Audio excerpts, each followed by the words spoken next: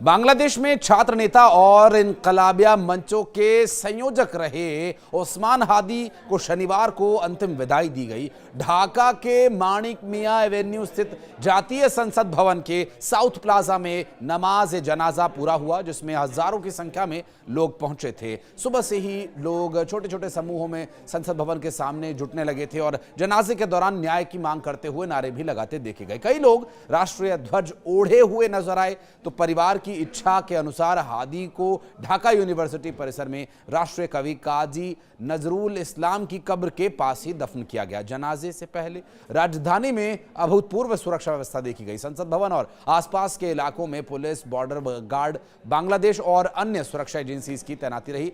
2 दिन तक चले हिंसक प्रदर्शन के बाद शनिवार को ढाका में अपेक्षाकृत शांति देखी गई। हादी की मौत पर देश भर में राजकीय शोक मनाया गया। राष्ट्रीय ध्वज झुके रहे आधे और उसके बाद विभिन्न धार्मिक स्थलों पर विशेष प्रार्थना सभा भी की गई। और उस्मान हादी को 12 दिसंबर को ढाका के विजयनगर इलाके में रिक्शे से जाते समय किसी ने गोली मार दी थी। अब देखिए, उस्मान हादी की हत्या के बाद सब कुछ शांत हो गया, सब नॉर्मल हो गया। ये कौन लोग हैं? आरोप यहां तक है कि सत्ता में काबिज कुछ ऐसे लोग हैं जो उस्मान हादी के बढ़ते कद से परेशान थे। उन्हें इस बात का डर था कि कहीं अगर अंतरिम सरकार हटी और चुनाव हुए तो उस्मान हादी बहुत बड़ा नेता ना बन जाए। हालांकि उस्मान हादी को मरवाने वाले अभी तक बहुत स्पष्ट नहीं हो पाया कौन लोग हैं, क्या है। जो पकड़े गए आरोपी हैं वो तो सिर्फ प्यादे थे, असल में इसके पीछे का मास्टरमाइंड कौन है ये अभी तक स्पष्ट नहीं हो पाया। लेकिन पूरी दुनिया की नज़र बांग्लादेश में हुए हत्याकांड पर है और जाहिर है उस्मान हादी को मरवाना ही लक्ष्य था उन लोगों का जो कहीं ना कहीं सत्ता के लालच में हैं या सत्ता के अंदर बैठे हैं। कौन लोग हैं वो, ये तो बहरहाल अब आज नहीं तो कल पता चल ही जाएगा।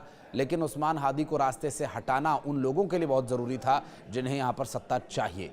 और आरोप लगा दिया गया शेख हसीना के खिलाफ और तमाम जो बातें कही जा रही हैं जो वहाँ के मीडिया के द्वारा कही जा रही है। और आरोप तो यहां तक भी है कि ये सब उन्माद फैलाने वाले, बच्चियों की हत्या करने वाले, बीएनपी नेताओं के घर जलाने वाले, ये लोग कोई और नहीं बल्कि बांग्लादेश के दुश्मन हैं जो बांग्लादेश में जाकर के ऐसा कर रहे हैं। बहरहाल इस पर भी बात करेंगे, लेकिन इलाज के पहले जब ढाका मेडिकल कॉलेज घायल हालत में रेफर किया गया था उस वक्त हालत गंभीर होने पर 15 दिसंबर को एयर एम्बुलेंस से सिंगापुर भी ले जाया गया था उस्मान हादी को। फिर वहां 18 दिसंबर की रात उस्मान हादी की मौत हो गई थी और शुक्रवार को अंतिम संस्कार के लिए शव लाया गया। हादी की मौत के बाद बांग्लादेश के कई हिस्सों में विरोध प्रदर्शन देखने को मिला, आगजनी हिंसा की घटनाएं देखने को मिली और मीडिया संस्थानों, सरकारी प्रतिष्ठानों और राजनीतिक नेताओं के घरों को निशाना बनाया गया। हालात बिगड़ने पर प्रशासन ने कड़ी सुरक्षा की और कई जगहों पर अतिरिक्त फोर्सेस की तैनाती की गई। इस बीच मेमन सिंह जो एक हिंदू शख्स था, दीपू चंद्र दास की हत्या की गई। लक्ष्मीपुर में बीएनपी नेता के घर में आगजनी की गई जहां एक 7 साल की बच्ची की जलकर मौत हो गई। माहौल तनावपूर्ण बना दिया गया और यहां इनकलाब मंच से सरकार को हादी के हत्यारों को गिरफ्तार करने के लिए 24 घंटे का अल्टीमेटम दिया गया था।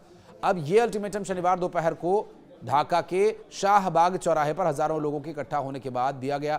दरअसल इनकलाब मंच के प्रवक्ता और जुलाई के जन आंदोलन के मुख्य नेताओं में से एक शरीफ उस्मान हादी के जनाजे की नमाज के वक्त जो स्थिति थी उसे देखते हुए कहा जा सकता है कि जो चेतावनी दी गई थी उसके लिए भी ये फोर्सेस तैनात किया जाना बहुत जरूरी था। शनिवार दोपहर को उस्मान हादी को दफनाने के बाद संगठन के सदस्य सचिव अब्दुल्ला अल जाबेर शाहबाग चौराहे पर पहुंचे और कहा कि अगर रविवार शाम 5:15 तक उस्मान हादी के हत्यारों की गिरफ्तारी के बारे में सरकार की तरफ से कोई जवाब नहीं आता है तो वे शाहबाग में फिर से धरना देंगे। बता दें कि हादी पिछले साल छात्रों के नेतृत्व में हुए विरोध प्रदर्शन में शामिल प्रमुख नेताओं में से एक थे और इस प्रदर्शन की वजह से तत्कालीन प्रधानमंत्री शेख हसीना की सरकार गिर गई। शेख हसीना को भागना पड़ा।